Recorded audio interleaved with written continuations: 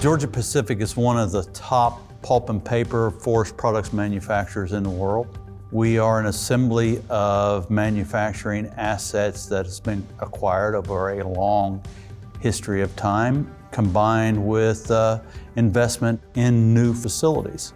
My name is Mike Carroll. I'm the Vice President of Innovation and Transformation at that company.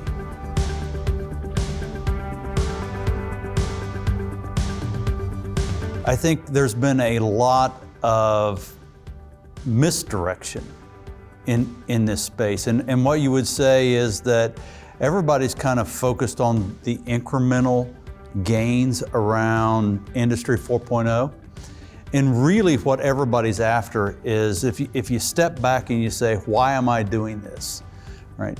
All the data in our companies is growing at an exponential rate. And companies are not able to capture value at the rate that data grows. And the way they process the getting things done is they approach things at a linear scale, right? So they are always sub-optimized. And so the companies that figure out how to apply technology in an ecosystem of interoperability that's connected from end to end, those folks will be able to create value at the rate that data grows. And so understanding where everyone is headed, that's kind of the holy grail in all of this. It's not the incrementalism of Industry 4.0 that says I have to put all this technology in place to help me solve incremental problems. It's that I'm trying to be competitive at a scale that allows me to capture value at the rate that data grows. That's the real discussion that most companies miss in this.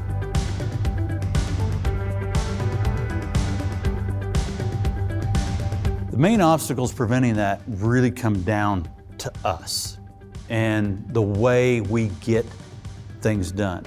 The way we get things done today is the enemy of the way we need to go get things done. Matter of fact, what we know is literally the enemy of what we need to learn in that realm. So to maybe reinforce that, let's talk a little bit about how that functions today between the IT organization and the manufacturing organization. So if the manufacturing organization is in charge of the physical asset, what it needs to do is it needs to go get permission from the IT organization in order to go create value with the digital representation of the physical asset. So it goes and asks permission of the IT organization, can I please have permission to go create value with the digital representation of the physical asset I'm in charge of? And the IT organization come back and say, sure, but I need to think about it for a minute. And then they come back and say, yeah, you can have permission to go do that, but in order to do that, I need to build you something, right? And I need to have permission from you to create capability and capacity, and then more capacity to sustain it. So you get into this cycle of permission requests between the two organizations that creates this realm of linear prioritization into a scale of exponential growth, right? And it's that sub-optimization between prioritization of linear things into a scale of exponential growth that creates the gap that we're all trying to close. So if we close down how we function together and let the IT organization focus on just building the infrastructure and architecture, and the manufacturing organization assuming responsibility for its own digital image of its physical assets so that they can configure devices and applications that stand up in the architecture and on the infrastructure such that now they can create value at scale. That is the biggest step we can take to help close this gap. So at Georgia-Pacific, we believe Hexagon aligns with those digital transformation initiatives because in the world where we see devices being separate from the software, being separate from the data, right? That entire ecosystem of interoperability and technology allows us to start to orchestrate.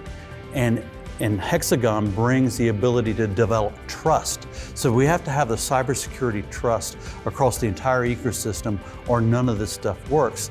Now the additional benefit that they bring is the ability to bring a technology level orchestration from a ability to connect all the devices in the ecosystem in a way that allows them to communicate from a data perspective. And those two things enable us to be successful.